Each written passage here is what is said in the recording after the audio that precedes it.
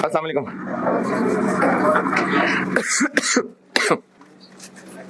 दुरूद शरीफ पढ़ लें।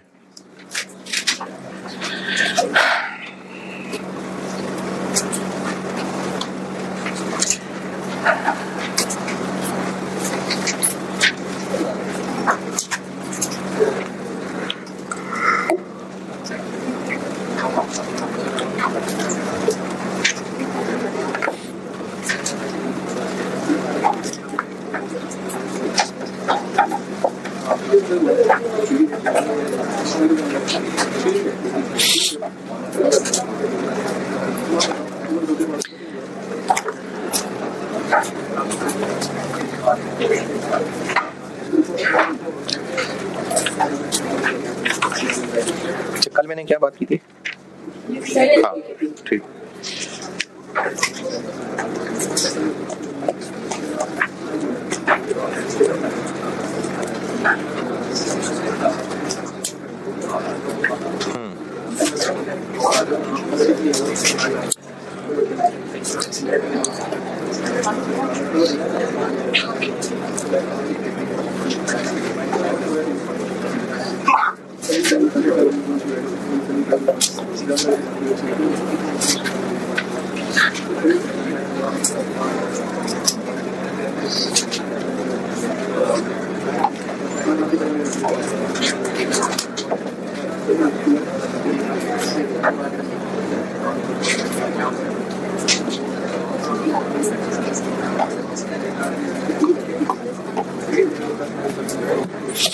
अच्छा, अगर किसी टॉपिक के बारे में टीचर कहते हैं कि ये टॉपिक जिसने नहीं किया ना वो नहीं पास होता, तो ऐसा हो सकता है कि बाकी सब इतने जबरदस्त कर लें कि उसके बगैर भी पास हो जाए, लेकिन टीचर का ये कहना कि इस जिसने ये नहीं किया ना वो पास नहीं होता, तो इससे क्या शो हो रहा है? उस टॉपिक की इंपॉर्टेंस बहुत ज्यादा इंपॉर्टेंट है, तो फिर उसके ऊपर ज्यादा मोहतात हो जाना चाहिए। लेकिन सिर्फ ये जिद लगाना कि नहीं हम बाकियों में से परफेक्ट करके निकलेंगे, नहीं होने बाकी परफेक्ट, तो जिसके बारे में ये कह दिया कि ये नहीं किया ना तो पास नहीं होते, तो उस पर ज्यादा मोहतात हो जाना चाहिए। अच्छा, कुछ ना पब्लिक डीलिंग से रिलेटेड चीजें ऐसी हैं जिनके बारे में बड़ी सख्त बात की गई है, जैसे एक जो भी हदीस सुनाने लगा हूं, मुस्लिम 172 सैयदना अबू हुरैरा रज़ियल्लाहु ताला अन्हु से रिवायत है कि रसूलुल्लाह सल्लल्लाहु अलैहि वसल्लम ने फरमाया, वो शख्स जन्नत में ना जाएगा जिसका हमसाया उसके मकरो फरेब से महफूज ना हो। अब हमसाया वो नेबर भी हो सकता है, ऊपर वाले पोर्शन में रहने वाला किराएदार भी हो सकता है। तो वो जो गली मोहल्ले में एक आंटी होती हैं जो इधर उधर देख के निकल के कूड़ा किसी के दरवाजे के आगे फेंक देती हैं, वो आपकी अम्मी भी हो सकती हैं। वो जो एक अंकल होते हैं जिन्होंने मोहल्लेदार की वो तारों पे कुंडियां डाली होती हैं, वो आपके अब्बू भी हो सकते हैं। तो अगर आपकी फैमिली में इस तरह के मसाइल हैं कि आपके जो हमसाए वो आपसे तंग हैं, या वो आपसे भी तंग हो सकते हैं, क्योंकि आप छत पे चढ़ते हैं तो फिर वो लोग महफूज नहीं रह रहे होते, तो वो आपसे भी तंग हो सकते हैं, तो उसमें ना फिर इसकी इंपॉर्टेंस इतनी ज्यादा है कि अल्लाह के नबी सल्लल्लाहु अलैहि वसल्लम फरमा रहे हैं कि वो शख्स जन्नत में ना जाएगा जिसका हमसाया उसके मकरो फरेब से महफूज ना हो। कल मैंने प्रोसेस कॉस्टिंग की बात सारी बताने की कोशिश की थी। अच्छा, एक ना मसला है, कौम को वो तंग कर रहा है, अभी तो एक बच्चे ने पूछ लिया, और भी बहुत सारे होंगे जिनको मसला होगा। ऑनलाइन में भी एक बहुत शदीद मसला बन गया, वो मसला है प्लस माइनस का, अंडर और ओवर अप्लाइड। मैंने इसका फार्मूला बताया था, क्या बनाया था?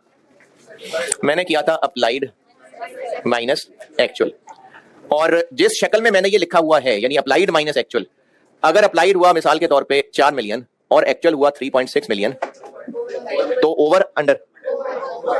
4 मिलियन अप्लाइड है, 3.6 मिलियन एक्चुअल है, ओवर अप्लाइड है। जिस शक्ल से मैंने ये लिखा हुआ है, आंसर 0.4 मिलियन पॉजिटिव आएगा नेगेटिव आएगा? पॉजिटिव आएगा। और अगर मैंने इसी चीज को लिखा होता एक्चुअल माइनस अप्लाइड, तो 3.6 माइनस 4, आंसर 0.4 माइनस आ जाता। तो अब ये अंडर अप्लाइड बन जाता, क्योंकि सर आपने माइनस अंडर कहा था। मैंने जब ये बताया था तो मैंने ये बना के दिया था कि माइनस है तो अंडर है और पॉजिटिव है तो, लेकिन साथ मैंने ये भी अर्ज की थी कि माइनस प्लस के चक्कर में ना पड़े। अप्लाइड अगर एक्चुअल से ज्यादा है तो ओवर अप्लाइड है, अप्लाइड अगर एक्चुअल से कम है तो अंडर अप्लाइड है। ये दरखास्त में दोबारा कर रहा हूं कि जो प्लस माइनस है ना, ये मैटर नहीं कर रहा, मैटर ये कर रहा है कि अप्लाइड एक्चुअल से कम है तो अंडर अप्लाइड है, अप्लाइड एक्चुअल से ज्यादा है तो ओवर अप्लाइड है। अब अगर इसको इस शक्ल में, अच्छा इस मिसाल में अंडर है कि ओवर है? ओवर है। अगर इस शक्ल में लिखेंगे तो आंसर पॉजिटिव आएगा, इस शक्ल में लिखेंगे तो आंसर नेगेटिव आएगा, लेकिन ये अंडर अप्लाइड हो जाएगा। तो अंडर ओवर अप्लाइड का इससे ताल्लुक नहीं है कि आंसर प्लस में आ रहा है कि माइनस में आ रहा है। आंसर प्लस माइनस में आएगा, ये कैसे पता चलेगा? ये तो शक्ल पे डिपेंड करता है कि डिफरेंस किस शक्ल से लेना है, अप्लाइड से एक्चुअल माइनस करना है कि एक्चुअल से अप्लाइड माइनस करना है। तो प्लस माइनस नहीं मैटर कर रहा, मैटर कर रहा है कि ओवर अप्लाइड कब है? जब अप्लाइड ज्यादा है। अंडर अप्लाइड कब है? जब अप्लाइड कम है। अब होता क्या है कि आप तो चलो बेशक इसको ऐसे ही याद रख लें, और मैंने इसी तरह से लिखा था, आप ऐसे ही याद रख लें, और आपने ये याद रख लिया कि माइनस आ रहा है तो अंडर है, प्लस आ रहा है तो ओवर है। लेकिन बात औकात ना आई कैप के कुछ सवालों के अंदर, सॉल्यूशंस के अंदर उन्होंने लिखा होगा applied 4 million, actual plus minus नहीं लगाया, बस कहा अप्लाइड इतना है और एक्चुअल इतना है, बस ये नहीं बताया कि वो किसमें से किसको माइनस कर रहे हैं। और आंसर निकल आया 0.4। वैसे ये क्या है, ओवर या अंडर? ओवर।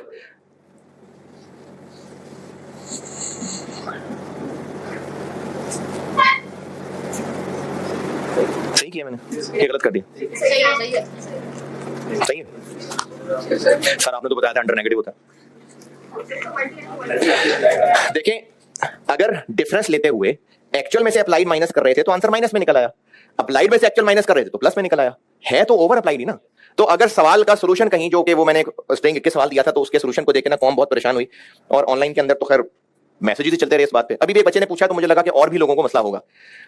तो उस सॉल्यूशन के अंदर अगर ओवर नेगेटिव लिखा हुआ है तो असल में वो ये कहना चाह रहे हैं कि ये जो जिस फिगर को हमने ब्रैकेट लगाया होगा वो ओवर है, जिसको ब्रैकेट नहीं लगाया होगा वो अंडर है। वो सिर्फ पहचान बताना चाह रहे हैं। और वैसे अंदर की बात बता रहा हूं कि उन्होंने ये डिफरेंस निकाला है एक्चुअल माइनस अप्लाइड करके, अप्लाइड माइनस एक्चुअल करके निकाल लेते। ये सिर्फ डिफरेंस बताने के लिए पहचान बताई हुई है कि जी हमने जो किया ना, हम ये ब्रैकेट उसको लगाएंगे जो ओवर होगा, बगैर ब्रैकेट के वो लिखेंगे जो अंडर होगा। और अगर वो ऐसे डिफाइन करना चाहें तो इसका मतलब होगा कि लिखने वाला ये बता रहा है कि जिसको ब्रैकेट लगा नजर आए वो अंडर है, जिसको ब्रैकेट ना लगा नजर आए वो ओवर है। तो इसलिए ब्रैकेट किसको लगना है किसको नहीं लगना है ये कोई बड़ा इशू नहीं है। आप चाहे ऐसे कर लें चाहे ऐसे कर लें। किधर गया भाई? ठीक है, रिजॉल्व मसला। प्रोसेस कॉस्टिंग शुरू की थी मैंने कल, और उसमें बात ये हुई थी कि इसमें हम लोग कॉस्ट कैलकुलेशंस पढ़ेंगे, बहुत सारी डबल एंट्रीज पढ़ाऊंगा, और जॉइंट और बाय प्रोडक्ट। यहां तक मैंने बात खत्म की थी शायद। कॉस्ट कैलकुलेशंस करते हैं बहुत सारी।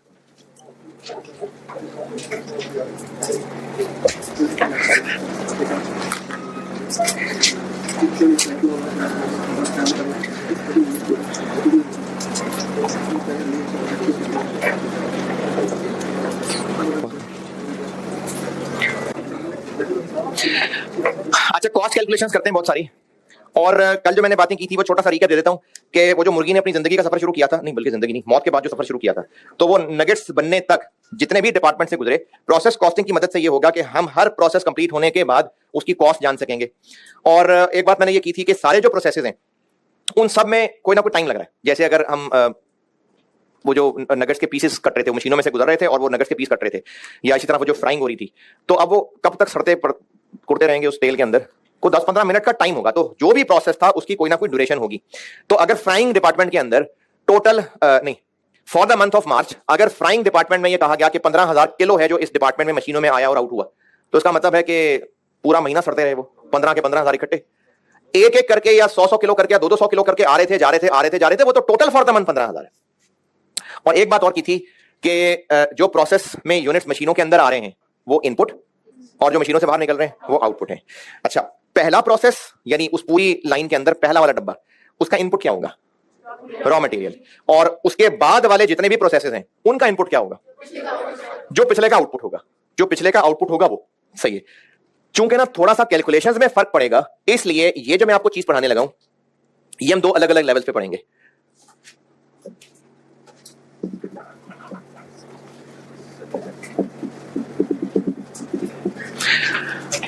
अच्छा, वो कल जो एक बच्चे ने सवाल पूछा था, तो सुबह वाले सेक्शन में ना मैंने वो सवाल भी दोहरा दिया और उसका जवाब भी दोहराया, तो मुझे वो थोड़ा सा और बेहतर लगा दोहराना। मैं रिपीट कर देता हूं ऑनलाइन वालों के लिए भी। कल एक बच्चे ने सवाल पूछा था कि हम जो ओवरहेड्स वाला चैप्टर पढ़ रहे थे तब भी तो सारे डिपार्टमेंट्स की अलग अलग कैलकुलेशन कर रहे थे, तो अब भी हम डिपार्टमेंट्स की कैलकुलेशन अलग अलग कर रहे हैं, तो फिर वो क्या था और ये क्या है? तो वहां पर ना हम लोग ओवरहेड्स की अलग डिटेल यानी उनको इंडिविजुअली पढ़ रहे थे कि रेंट का क्या करना है, इंश्योरेंस का क्या करना है, इलेक्ट्रिसिटी का क्या करना है, थे तब भी हम डिपार्टमेंट्स के अंदर कैलकुलेशन। लेकिन वहां पर हम लोग पढ़ रहे थे सारे ओवरहेड्स की एक एक आइटम को अलग अलग, इसको कैसे हैंडल करें, और पहुंचना कहां तक था? ओएआर तक, प्रोडक्ट कॉस्ट तक। अब हम ना उस एंड रिजल्ट को लेकर आगे बढ़ेंगे। अब हम उन ओवरहेड्स की एक एक आइटम्स को लेकर डिस्कस नहीं कर रहे होंगे। अब हम बस करेंगे जी ओवरहेड्स आर अप्लाइड एट 25 रुपए पर डायरेक्ट लेबर आवर, या overheads are applied at 70% of direct labour cost. हम वहां से आगे बढ़ेंगे और इस चैप्टर के अंदर जो मेन चीज डिस्कस हो रही होगी, जो तब नहीं हो रही थी कि कितने यूनिट्स आए, कितने बने, कितने जाया हुए, कितने अभी भी मशीन में है, तो अब हम ज्यादातर बात क्वांटिटीज की डिटेल में कर रहे होंगे। और वो जो पिछले चैप्टर में ओवरहेड्स की एक एक आइटम पढ़ रहे थे, आप उतनी तफसील में नहीं जा रहे होंगे। तो है तो फैक्ट्री ही की सारी कैलकुलेशन, लेकिन वहां पर ऑब्जेक्टिव और था या काम और होने लगा। इसको ना मैं दो हिस्सों में बांट रहा हूं। तो मैं कैलकुलेशंस पहले प्रोसेस की अलग से पढ़ाऊंगा और उसके बाद वालों की अलग से पढ़ाऊंगा। प्रोसेस 1 में अलग से पढ़ाऊंगा और सब्सीक्वेंट अलग से पढ़ाऊंगा। थोड़ा सा मसले फर्क हैं।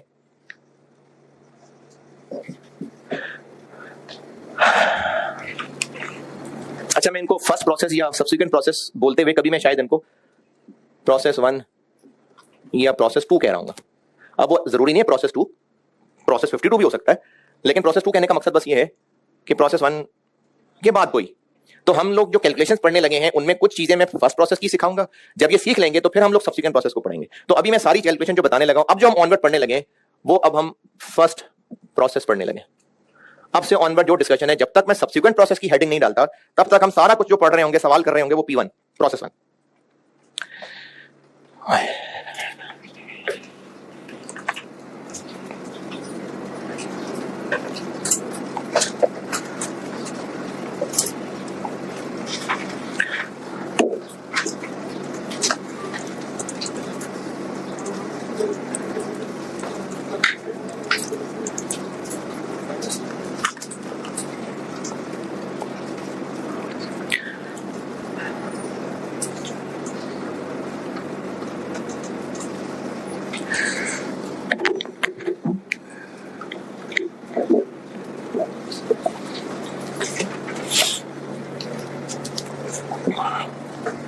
हेडिंग डाल दी।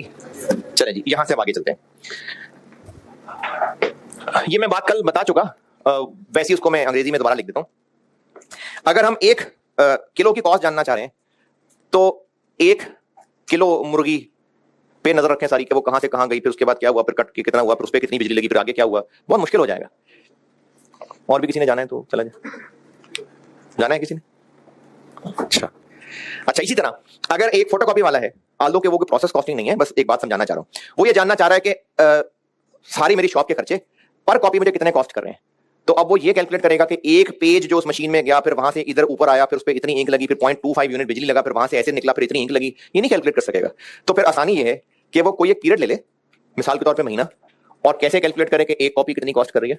बिल्कुल सीधा सीधा सा हिसाब, उस महीने का टोटल खर्चा डिवाइडेड बाय, बस बिल्कुल यही बात समझानी थी कि ये जो हम पर यूनिट कॉस्ट निकालना चाह रहे हैं ना, तो उन पर यूनिट कॉस्ट की कैलकुलेशन के लिए एक एक यूनिट, एक एक किलो का हिसाब रखने की बजाय हम लोग अपनी कैलकुलेशंस को बेस करते हैं टोटल फॉर अ मंथ को सामने रखते हुए।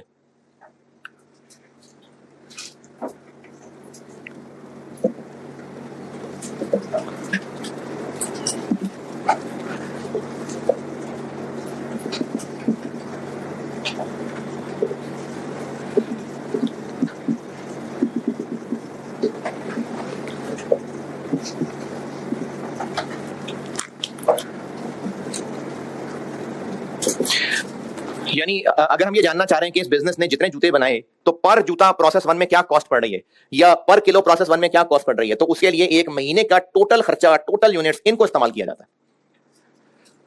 और अभी जो ज़बानी आपने फार्मूला बना लिया, चलो लिख भी देते हैं। अच्छा, हम पर यूनिट कॉस्ट किसकी निकालना चाह रहे हैं? आउटपुट की, इनपुट की? आउटपुट की, कि जो बन रहा है वो कितना कॉस्ट किया। तो हम पर यूनिट कॉस्ट निकालना चाह रहे होते हैं असल में आउटपुट की। तो अभी फोटोकॉपी वाले का क्या बताया आपने? टोटल खर्चा डिवाइडेड बाय टोटल कॉपीज। तो यहां पर अब फोटोकॉपी नहीं, हम तो फैक्ट्री की बात कर रहे हैं। तो सारे खर्चे होते हैं 3 तरह के, टोटल डायरेक्ट मटेरियल कॉस्ट और डायरेक्ट लेबर कॉस्ट। और अच्छा, इस चैप्टर में ना, इस चैप्टर में ज्यादातर आपको लेबर और एफओएच अलग अलग की बजाय इकट्ठे ही कहे होंगे ज्यादातर। तो मैं अभी से ही आपको इकट्ठे ही कर देता हूं। टोटल कन्वर्जन कॉस्ट, टोटल खर्चा डिवाइडेड बाय आउटपुट। काफी ठीक है, आउटपुट या आउटपुट यूनिट्स कह दूं। चलो आउटपुट यूनिट्स, आउटपुट के units.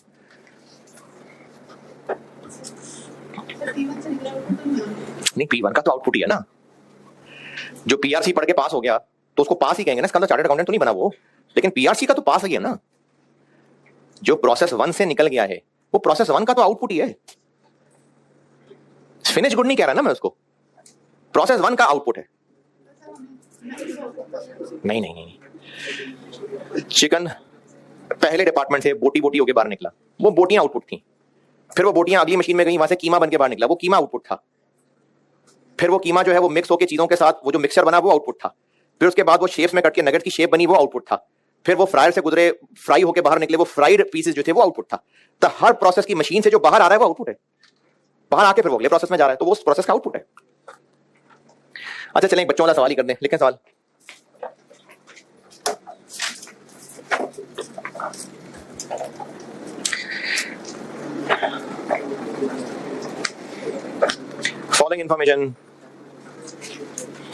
Following information relates to process 1. Repeaters को कुछ याद आ रहा होगा। Following information relates to process 1 for the month of May. For the month of May. अच्छा, उसमें लिखिए direct material cost. Direct material cost 240,000, 2,40,000। Direct labour cost, direct labour cost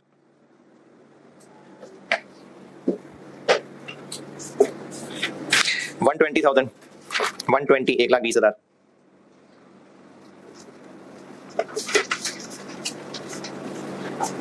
FOH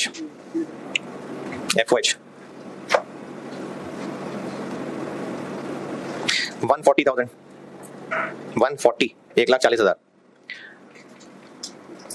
total output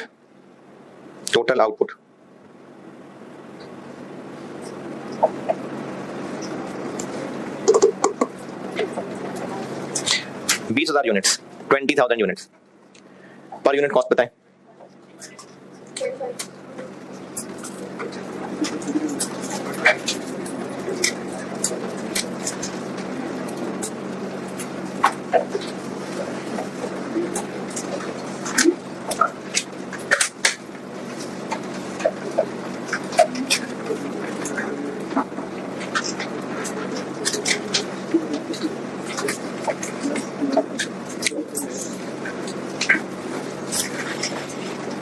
हाँ जी,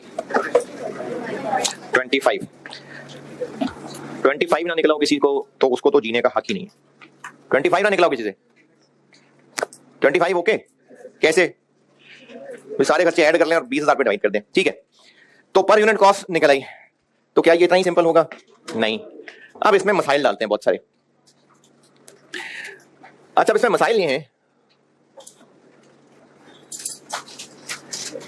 कि जून के महीने में अगर इनपुट हुए 10,000 यूनिट्स। अच्छा, अभी इस चैप्टर में, अगले चैप्टर में नहीं, नहीं सॉरी, हाँ अगले चैप्टर में तो मैं ज्यादा एक्सप्लेन करूंगा, इस चैप्टर में जरूरत नहीं है। तो यूनिट्स का वर्ड कभी यूनिट्स, कभी केजी, कभी लीटर, ये इस्तेमाल हो रहा होगा। यानी यूनिट्स जो है वो तो एक जनरल वर्ड है। लेकिन किसी भी चीज का यूनिट जो होता है वो इसलिए होता है ताकि मेजरमेंट हो सके। जैसे पाकिस्तान में अमाउंट मेजर करनी है तो यूनिट 1 रुपया, अगर किसी का वजन मेजर करना है केजीज तो वो भी एक यूनिट है। अगर कोई लिक्विड चीज खरीदनी बेचनी है लीटर्स तो वो 1 लीटर एक यूनिट है। तो यूनिट एक जनरल सा वर्ड है, केजी लीटर कुछ भी हो सकता है। अगर जून के महीने में प्रोसेस 1 में 10,000 यूनिट सेल हुए तो इसका मतलब है कि ये पहली जून को सारे इकट्ठे मिलके आए और पूरा महीना खेलते रहे और 10 के 10,000 महीने के बाद आउटपुट हो गए। नहीं, ये तो बस टोटल डाटा है, वो तो 200 करके आ रहे थे। अगर ये मशीन जो प्रोसेस 1 है, उस मशीन का पूरा प्रोसीजर अगर 4 घंटे का है मिसाल के तौर पर, 4 घंटे वो मशीन में वो यूनिट्स रहेंगे, फिर फ्राई होकर या कट किया जो भी है वो बाहर चले जाएंगे, तो उसका प्रोसीजर 4 घंटे का लेट्स से।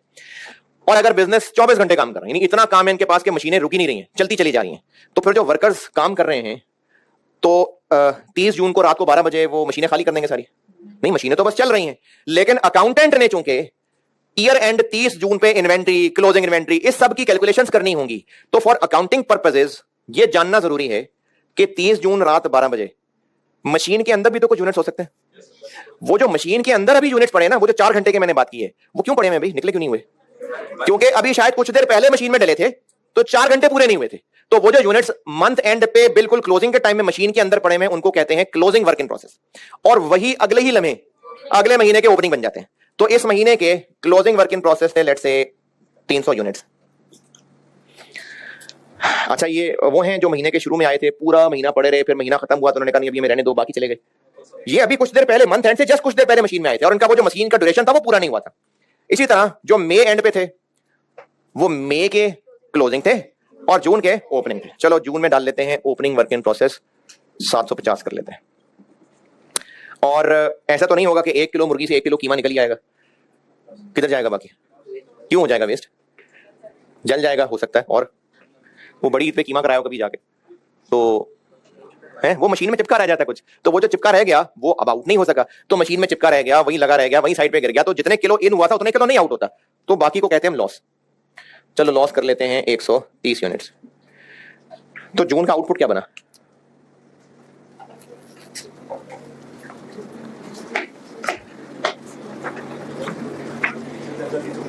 हाँ जी 10,000। अरे शादी सी हिसाब किताब करने को कह रहा हूं। 10, ये मैंने 750 लिखा हुआ है। 320। इतने पहले से मशीन में थे, पूरे महीने में इतने और आए होंगे, इतने लाशें बन गई, इतने अभी भी मशीन में हैं, तो बाकी कितने आउट हुए? This plus this minus minus, इतने बने। ठीक है, तो हम पर यूनिट कॉस्ट असल में किसकी जानना चाह रहे हैं? बेसिकली उसकी आउटपुट। तो अब इसमें मसला ये है कि सिर्फ ये इन नहीं है, जाया भी हो रहे हैं, पहले के भी पड़े हुए थे, अभी वाले भी बचे रह गए, ये बहुत सारे मसले हैं। तो इन सब मसलों के होते हुए अब पर यूनिट कॉस्ट कैसे निकालें? अब ये इतनी सी बात नहीं रह जाएगी, अब ये कॉम्प्लिकेटेड हो जाएगी। तो मैंने आपको एंड पहुंचाना है, इन सब मसलों के होते हुए पर यूनिट कॉस्ट कैसे निकालें, लेकिन उसको मैं आपको स्टेप बाय स्टेप सिखाऊंगा, यानी एक एक मसला करके बताता हूं। ये जो कॉस्ट पर यूनिट निकाली है ना, उसमें सारे मसले आने हैं, लेकिन जब हम सारे मसले पढ़ेंगे एकदम से नहीं पढ़ेंगे, एक एक करके पढ़ेंगे। जब एक एक करके पढ़ लेंगे फिर सबको मिला के कंप्रीहेंसिव सवाल बनेगा, वो एग्जाम लेवल का स्टार्टिंग क्वेश्चन होगा। तो हम ये सारे मसाइल एक एक करके सीखते हैं। क्या मसाइल, क्या बात हो रही है? पर यूनिट कॉस्ट निकालनी है, तो पर यूनिट कॉस्ट निकालनी है, तो फिर कुछ खराब भी हो रहे हैं, कुछ बचे भी रह रहे हैं, कुछ पिछले महीने के भी हैं, तो इन सब में क्या क्या मसले हैं वो एक एक करके सीख लेते हैं। तो मैं आपको ये सारी चीजें ना एक एक करके सिखाता जाता हूं, फिर जब सब सिखा लूंगा फिर हम लोग एक कंप्रीहेंसिव सवाल की शक्ल में आएंगे।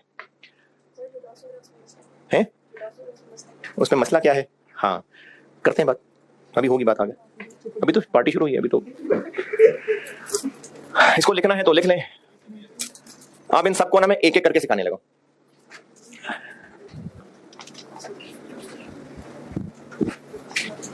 ये मिटा दो। अच्छा, जो लोग सोए हुए थे और उनको अचानक याद आया कि नोट करना है, तो ये अलग है, ये अलग है। मैंने पहले ये कहा था, फिर ये लिखा था, फिर उसके बाद ये किया था, फिर ये बनाया था, फिर उसके बाद ये बनाया।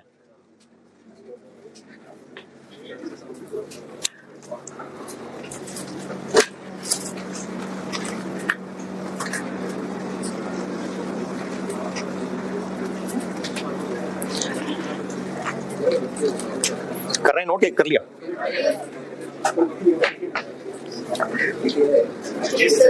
अच्छा, अब ना मैं आपको ये सारे मसाइल जो है ना वो एक एक करके लाने लगा हूं। तो पहले हम देख लेते हैं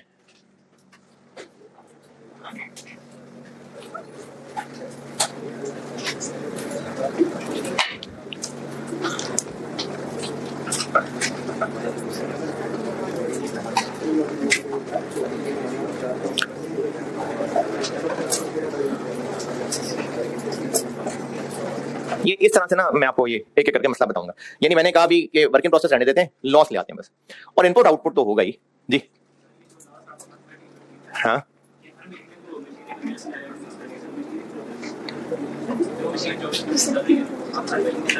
अच्छा, वो जो साथ वो बोटियां चिपकी रहेंगी, नहीं वो तो उतार ही लेंगे ना, वो वहीं थोड़ी लाशें जमा करते जाएंगे, तो मशीन तो साफ कर ही लेंगे।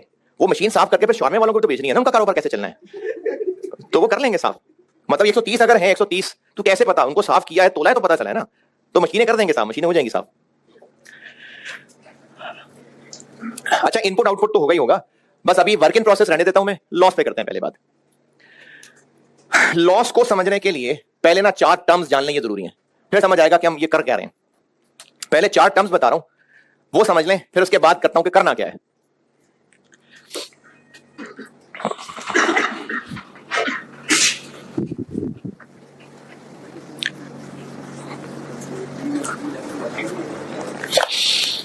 अच्छा, ये ना मैं इधर ऐसी कुछ गंदा मंदा रफ रफ सा कुछ फिगर वर्क कर रहा हूं, ये ना लिखना, बस समझ लेना। एक प्रोसेस में हमने आउटपुट लेना है 900 किलो,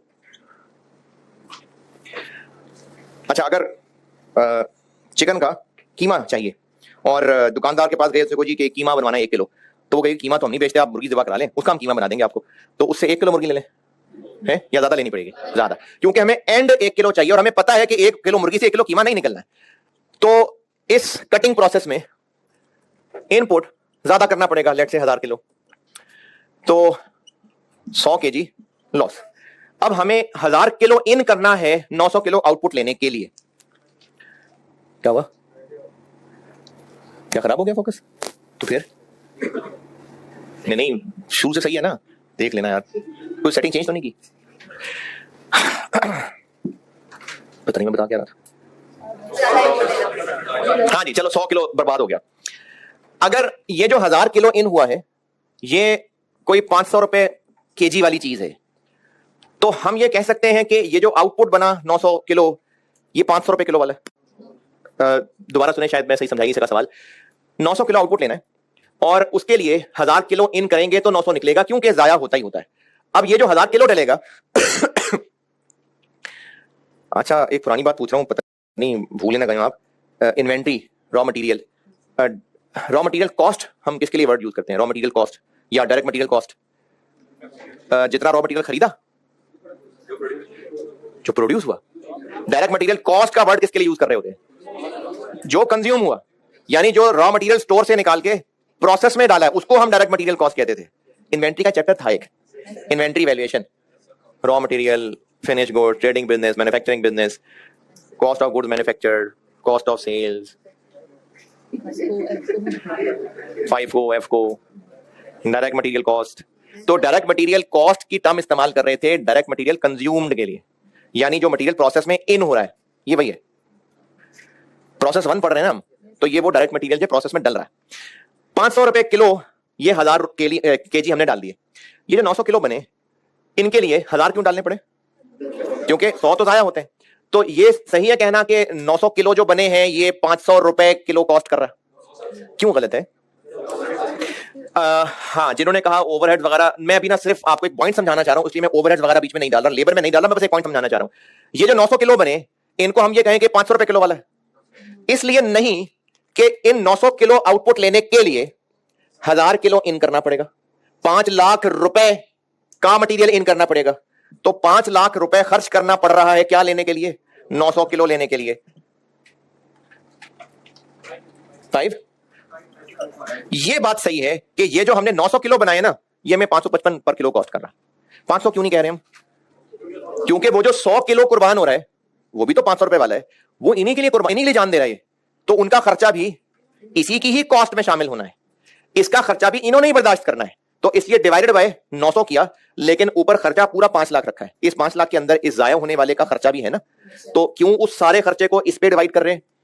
क्योंकि वो 100 किलो इसके लिए ही करना जरूरी था, इसी के लिए है वो कुर्बानी। तो ये पर यूनिट कॉस्ट 555 सही है, 500 ठीक नहीं है। ये बात समझ आई कि नहीं? नहीं भी समझ आई तो भी मैं यहाँ के एक और टर्म बता लूं, फिर दोबारा कोशिश करता हूं। अच्छा, हम लोग ये सारा कुछ जो कर रहे हैं ना, ये फॉर अ मंथ है, यानी जो भी डाटा दिया हुआ है ये टोटल फॉर द मंथ है। एक्चुअल लॉस, जिस महीने की हम सारी कैलकुलेशन कर रहे हैं ये। अच्छा, कल इस क्लास में किसी ने पूछा था कि ये सारा कुछ जो हम पढ़ रहे हैं बजटेड है कि एक्चुअल है? एक्चुअल है, ये सब एक्चुअल है। पीरियड गुजर चुका है, प्रोसेस के सारा डाटा हमारे पास है, तो ये वो काम हो रहा है। तो एक्चुअल लॉस है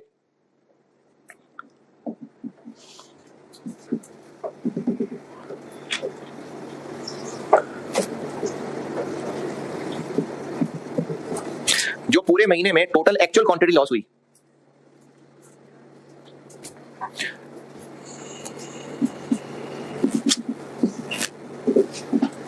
जो एक्चुअल क्वांटिटी का लॉस है, जो भी फॉर द मंथ टोटल हुआ, वो एक्चुअल लॉस है। जैसे अभी जो मैंने यहां मसाइल लिख के जो डाटा लिया हुआ था, तो मैंने 130 लिखा हुआ था, तो वो टोटल 130 किलो है जो पूरे महीने में जाया हुआ, वो है एक्चुअल लॉस।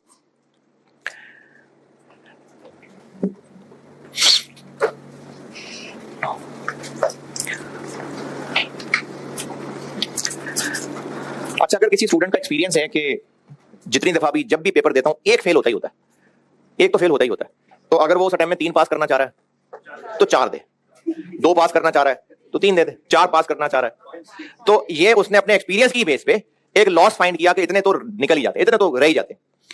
बिजनेस में ना अपने एक्सपीरियंस की बेस पे एक अंदाजा लगा लेगा कि इस प्रोसेस की नेचर कुछ इस तरह की है। इस मिसाल को मैं यहीं रोकता हूं। मिसाल के तौर पे अगर किसी कुक से पूछा जाए 20 जो है ना वो लोगों का खाना तैयार करना है तो कितना चिकन चाहिए, वो कहेगा 20 लोग हैं, इतने इतने जाया करेगा, बस एवरेज समझ लो कि 30 किलो। 20 लोगों के लिए 30 किलो, अच्छा चलो खैर खैर है। तो ये वो एक्सपीरियंस की बेस पे बता रहा है कि इतना गिरेगा भी, प्लेटों में डालते हुए भी होगा, फिर चाय डालनी है तो वो भी गिरेगी, तो वो अपना एक्सपीरियंस की बेस पे बता रहा है। तो बिजनेस है ना अपने एक्सपीरियंस की बेस पे निकाला होता है, स्टूडेंट को गिवन होगा वो कि इस प्रोसेस की नेचर देखते हुए कि कितना नुकसान होना ही होता है, कितना नुकसान होना ही था, उसको कहते हैं नॉर्मल लॉस। इसके लिए एक और टर्म इस्तेमाल होती है एक्सपेक्टेड लॉस। नॉर्मल लॉस या expected loss.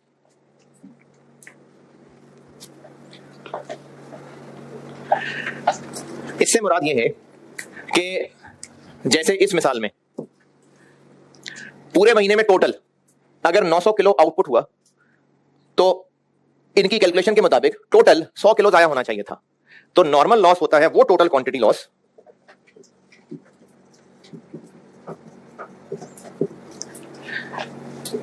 that should have been incurred considering total input या output for that period। ये वो टोटल लॉस है जो होना चाहिए था कंसिडरिंग के टोटल कितना इनपुट आउटपुट है। अच्छा मैंने इनपुट आउटपुट दोनों इसलिए लिखे हैं क्योंकि आगे चल के हम जब इसकी कैलकुलेशन पढ़ेंगे ना तो आप देखेंगे कुछ सवालों में हम ये इनपुट के हिसाब से कैलकुलेट कर रहे होते हैं और कुछ सवालों में आउटपुट के हिसाब से कैलकुलेट कर रहे होते हैं, इसलिए मैंने दोनों लिख दिए। ये हमने आगे चल के करनी है कैलकुलेशन, अभी मैंने वैसे ही दोनों लिख दिए कि जैसे for the month of April 40,000 kilo input हुआ और मैनेजमेंट का एस्टीमेट था कि 5% नॉर्मल लॉस है। 40,000 किलो इनपुट हुआ और मैनेजमेंट का एस्टीमेट था कि 5% नॉर्मल लॉस है। तो कितना लॉस होना चाहिए था 40,000 का 5%, तो वो जो आंसर आएगा कितना, वो नॉर्मल लॉस कि जितनी भी उस पीरियड की टोटल इनपुट या आउटपुट है उसके मुताबिक जितना लॉस होना चाहिए था। जैसे अगर मेरा एक्सपीरियंस है कि क्लास में जितने बच्चे होते हैं उसमें से 20% फेल हो जाते हैं, तो अब टोटल कैसे 20% तो अंदाजा है, टोटल कितने हैं जो फेल होने चाहिए थे 20% ऑफ जितने उस क्लास की तादाद थी। तो मैनेजमेंट ने अंदाजा लगाया लेट से 5% लॉस होना चाहिए, तो जितना उस महीने में टोटल इनपुट या आउटपुट हुआ उसके हिसाब से कितना लॉस होना चाहिए था, नॉर्मल लॉस। नॉर्मल, अच्छा नॉर्मल और एक्चुअल बराबर होंगे, जरूरी है? क्यों जरूरी नहीं है? क्योंकि जो अंदाजा लगाया था जरूरी तो नहीं है कि वैसा ही हो, तो ये दोनों डिफरेंट बिल्कुल हो सकते हैं। अब या तो ये ज्यादा हुआ होगा, नहीं या तो ये ज्यादा होगा एक्चुअली कम हुआ होगा, या फिर ये कम होगा एक्चुअल ज्यादा हो गया होगा। तो इन दोनों को सामने रखते हुए दो टर्म्स और हैं, एक है एबनॉर्मल लॉस।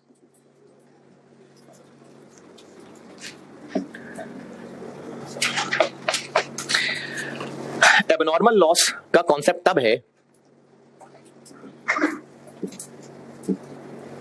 जब एक्चुअल लॉस ज्यादा हुआ हमारी सोच से, तो ये कॉन्सेप्ट है एबनॉर्मल लॉस का। यानी स्टूडेंट ने सोचा था कि मैंने 5 पेपर दिए हैं तो 2 फेल तो हो ही जाएंगे, 3 फेल हो गए, तो वो जो एक फालतू फेल हो गया वो एबनॉर्मल है, एबनॉर्मल लॉस। तो ये तब राइज हो रहा है जब एक्चुअली ज्यादा लॉस हो गया नॉर्मल से। अच्छा कितने यूनिट्स कैसे पता लगेगा, हैं दोनों का डिफरेंस, यानी एबनॉर्मल लॉस अगर हम देखें कितने, तो वो है दोनों का डिफरेंस। तो इसको हम कहेंगे एबनॉर्मल लॉस। मिसाल के तौर पे एक डब्बे में मिसाल बंद कर देता हूं, एक्चुअली लॉस हुआ 700 यूनिट्स, जबकि सोचा यह था कि 420 यूनिट होने चाहिए थे, बस सोचा था 420 होंगे, बस 700 हो गए। तो जो 280 है ये एबनॉर्मल लॉस है, ये होता है एबनॉर्मल लॉस।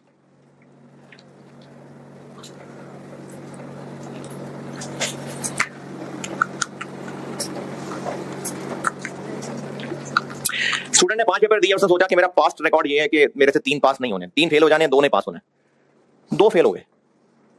सोचा था 3 फेल होंगे, 2 फेल हुए, तो वो जो एक फेल नहीं हुआ उसको कहते हैं एबनॉर्मल गेन। क्या दूं? ये नोटेड कर लें नोट कर लें।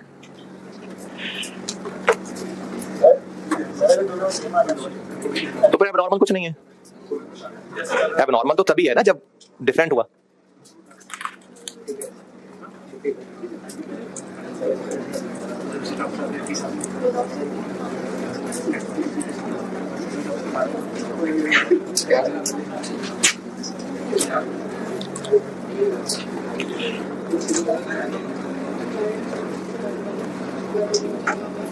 जी जी, किधर है, कौन है, कहाँ है जी?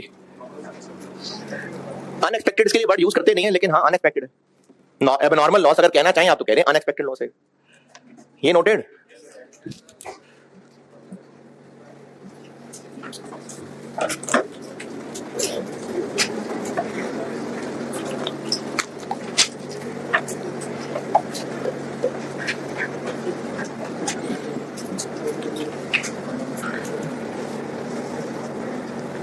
हमने सोचा था कि 900 यूनिट जाया होंगे, बस 700 हुए। सोचा था 900 जाया होंगे, सिर्फ 700 जाया हुए। तो जो 200 नहीं जाया हुए वो एबनॉर्मल गेन है।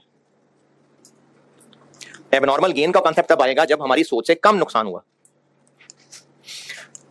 तो ये 4 टर्म्स हैं, ये समझाइए मैंने, फिर इनका इस्तेमाल करते हैं भी। थोड़ा जल्दी है सवाल।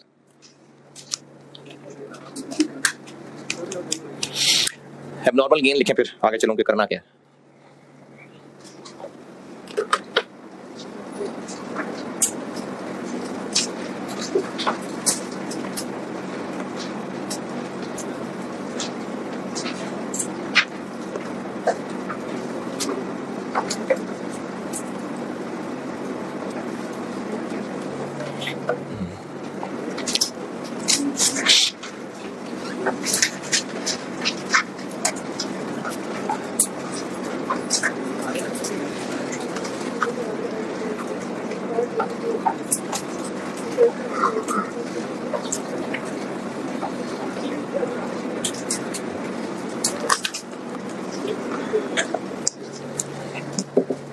हाँ जी, noted.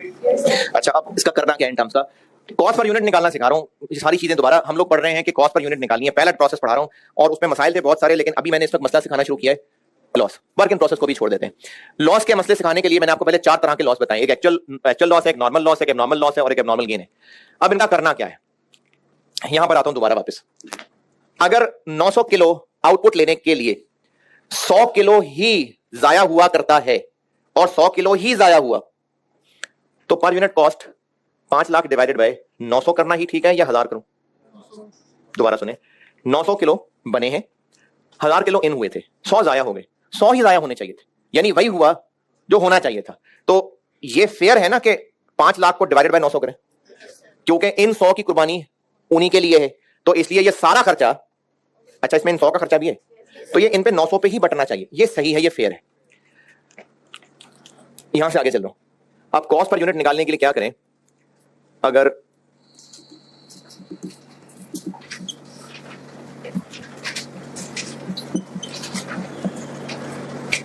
Abnormal loss abnormal gain नहीं है, यानी जितना लॉस हुआ वो उतना ही है जो होना चाहिए था।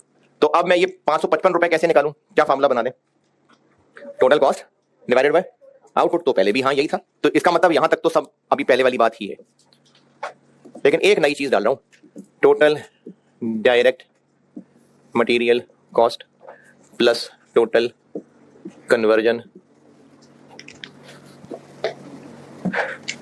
अच्छा, अभी ना मैं आपको 3 फार्मूले लिख के दे रहा हूं, तो अभी आप दिमाग को ना ज्यादा प्रेशर ना डालना, बस लिख लेना। कल इसके सवाल कराऊंगा तो हम इस पे करेंगे बात। अभी बस फार्मूले लिख देता हूं, थोड़ा थोड़ा बताऊंगा, ऐसा नहीं कि बिल्कुल नहीं बता रहा, लेकिन सवाल ना पूछना। जब तक कल सवाल ही ना करते तो तब तक ये अभी आपके सवालों का जवाब नहीं है मेरे पास। नहीं, मेरे पास तो है, आपको भी समझाने के लिए नहीं है। अभी तक जो पढ़ा सारा खर्चा डिवाइडेड बाय 900 किलो आउटपुट।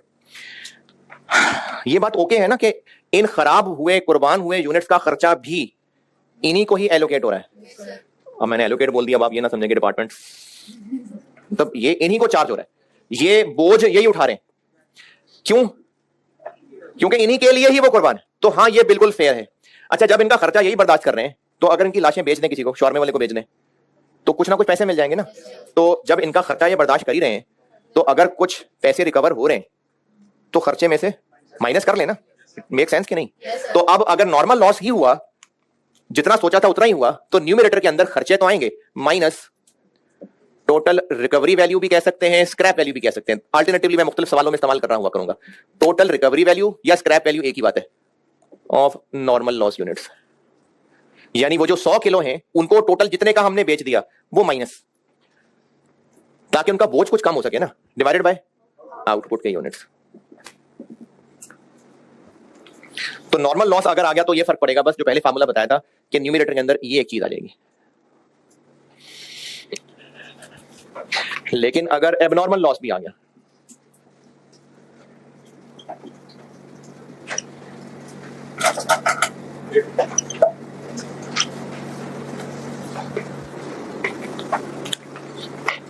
यानी अगर एबनॉर्मल लॉस है,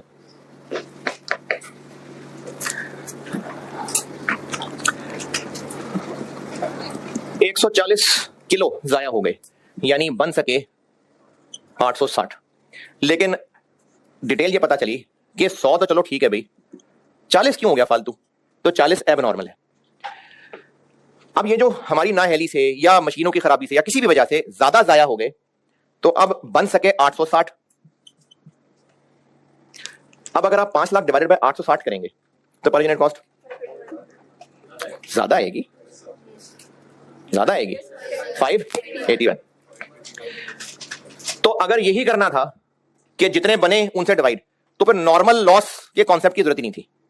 नॉर्मल लॉस का कॉन्सेप्ट बनाया ही इसलिए गया है कि मैनेजमेंट ये चाह रही है कि ऐसा ना हो कि कभी ज्यादा जाया हो जाए, कम बने, पर यूनिट कॉस्ट और आ जाए, कभी कम जाया हो जाए, ज्यादा बन जाए, पर यूनिट कॉस्ट कुछ और आ जाए, तो पर यूनिट कॉस्ट तो बिला वजह मूव करती रहेगी। तो मैनेजमेंट ने एक मार्जिन रख लिया, एक कुशन रख लिया कि हम पर यूनिट ऐसे कैलकुलेट कर लेते हैं कि उसमें कुछ लॉस बिल्ड कर लेते हैं। पता नहीं मुझे क्यों लग रहा है आप है नहीं इधर। अरे तो टाइम इतना ज्यादा हो गया, चले कोई बात नहीं। अब मैनेजमेंट ने प्रोसेस की नेचर को देखते हुए, लॉस हो ही रहा था, तो मैनेजमेंट ने सोचा कि हम कुछ लॉस ना इसमें ऐसे बिल्ड कर लेते हैं कि चलो इतना तो होना ही होना है, इस बेस पे पर यूनिट कॉस्ट बना लेते हैं। अगर उससे और ज्यादा हुआ, कम हुआ, हम पर यूनिट कॉस्ट खराब नहीं करेंगे बार बार। ये मकसद था नॉर्मल लॉस का कॉन्सेप्ट लाने का। तो अगर 140 जाया हो गए, 860 बने, और हमने पर यूनिट कॉस्ट के लिए 860 से ही डिवाइड कर देना है, तो फिर नॉर्मल लॉस की तो क्या जरूरत है ड्रामेबाजी करने की। तो हम बेशक ज्यादा जाया हो गए, लेकिन हम पर यूनिट कॉस्ट ऐसे कैलकुलेट करेंगे कि 100 ही जाया हुए। अब उसके लिए हमें डिनोमिनेटर में, अच्छा, इसकी इंटरप्रिटेशन क्या होगी? पर यूनिट 555 है, 555 वाले 800 यूनिट्स अगले प्रोसेस में चले गए, 555 वाले 40 यूनिट्स कूड़े में चले गए, एक्सपेंस बन गए। दोबारा 555 कॉस्ट अब फिर से 555 ही रहेगी, लेकिन अब डिनोमिनेटर में क्या हुआ कि ये बोझ ये भी उठा रहे हैं और ये भी अपना बोझ खुद उठा रहे हैं। और इस 555 आंसर आने की इंटरप्रिटेशन ये है कि 860 यूनिट्स 555 वाले आउट होकर अगले प्रोसेस में चले गए, और 40 यूनिट्स 555 वाले जाया हो गए, वो एक्सपेंस बन गए। तो एबनॉर्मल लॉस यूनिट्स की भी इसका मतलब एक कॉस्ट हुई, ये एक्सपेंस बन जाएंगे, ये आगे चले जाएंगे। तो ये हम तब कर पाएंगे अगर फार्मूले में शक्ल कुछ कर दें, कुछ ऐसी, total direct material cost plus total conversion cost minus total recovery value of normal loss units. हाँ जी, होशोवास में लिख रहा हूं, नॉर्मल लॉस ही लिखा मैंने, ये नॉर्मल ही है, डिवाइडेड बाय आउटपुट के यूनिट्स प्लस एबनॉर्मल लॉस के यूनिट्स। और इसका जवाब कल सवालों से मिल सकेगा कि cost of abnormal loss units less recovery value of abnormal loss units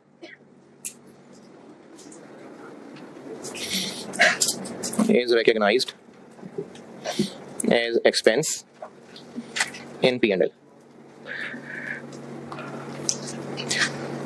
और ये बस चुप करके लिख लें, कल जब मैं इसके सवाल करा दूंगा ना, फिर जरूर आपके जो सवाल हैं वो लूंगा, अभी बस लिख लें इसको।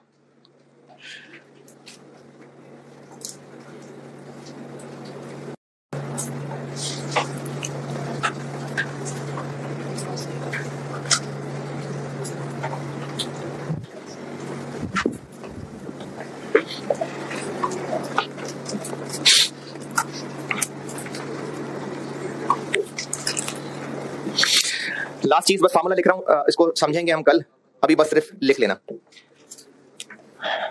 70 किलो जाया हुआ यानी 930 बन गए।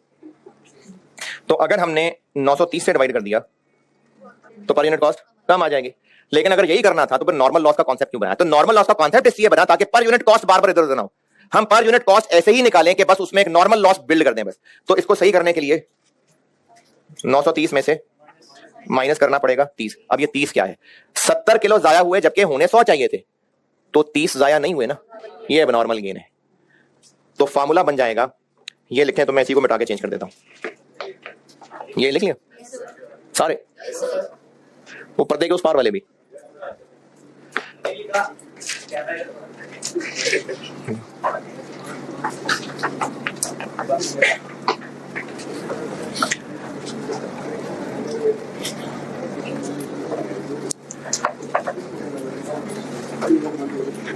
जल्दी लिखें यार, लोगों ने घर भी जाना है।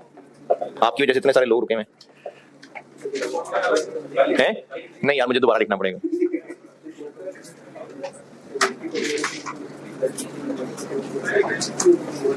जल्दी लिख लिया।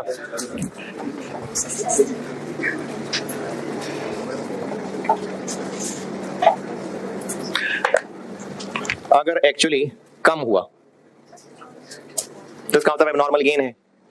तो फार्मूले में फर्क ये पड़ जाएगा कि माइनस एबनॉर्मल गेन के यूनिट्स, ऊपर ये ऐसे ही रहेगा और ये एक्सपेंस की जगह इनकम हो जाएगा, एएल की जगह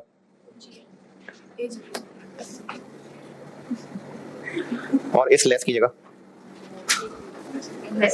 ये लेस ही रहेगा।